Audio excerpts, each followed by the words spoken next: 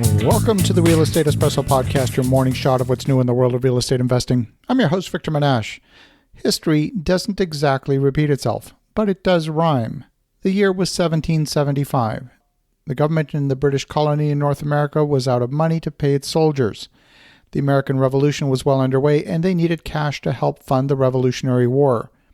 Continentals, as they were called at the time, quickly lost value, partly because they were not backed by a physical asset like gold or silver, but also due to the fact that way too many bills were printed. Here we are in 2020. Ignorance of history and ignorance of economics is spreading through the country faster than the COVID-19 virus. So much of what you're hearing in the mainstream media is just plain wrong. The problem is that much of the economic ignorance sits in our houses of parliament and in our legislative bodies.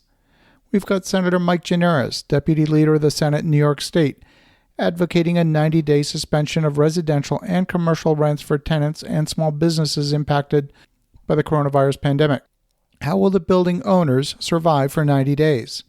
How will this modern-day Robin Hood shower cash upon the tenants and ultimately protect the banking system from collapsing? Not to worry, the evictions in the state have also been frozen by a moratorium by the unified court system, and Governor Cuomo has already ordered a 90-day mortgage moratorium. But wait a minute. Rents pay for much more than just the mortgage on a property.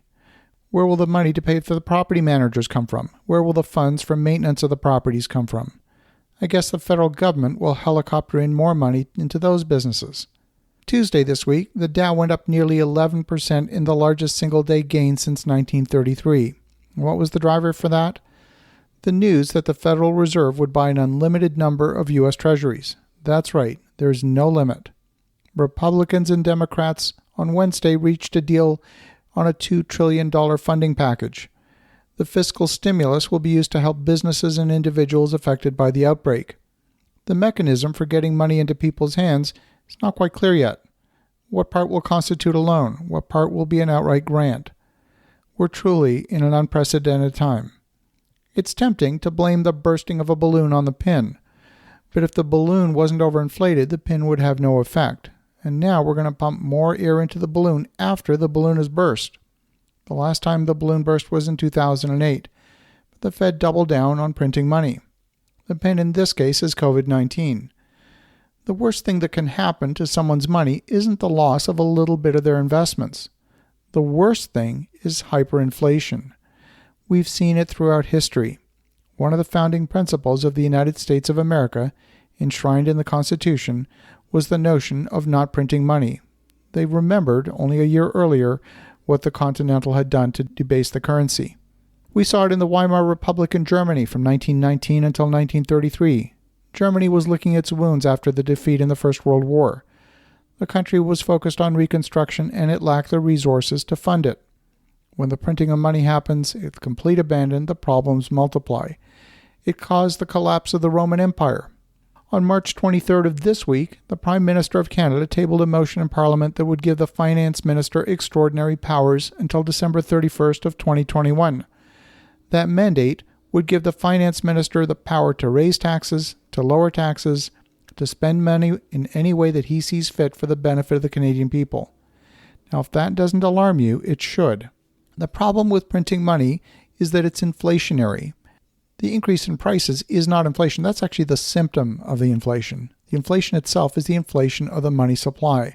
And as soon as you start down that path, it feels like the responsible thing to do. After all, extraordinary times call for extraordinary measures. The deficits are rationalized as temporary. They'll be made up during the boom times. And little by little, government becomes addicted to the temptation to perform a politically expedient move and kick the can down the road. Each hit of cash feels great. It feels like a hit of cocaine to the cocaine addict, but eventually the patient becomes resistant to the drug. Each time it takes more and more of the drug to have the same effect. The effect of inflation is to wipe out purchasing power for those on fixed income. It has the effect of wiping out savings, and it has the effect of wiping out debt. It's a wholesale devaluation of the currency, and while it's happening, the short-term impact feels positive. Asset prices increase. Remember, the best performing stock market in the past decade was Venezuela, that is, at least until their economy collapsed. Here too, the culprit was hyperinflation, fueled by the printing of money. As you think about that, have an awesome rest of your day. Go make some great things happen. We'll talk to you again tomorrow.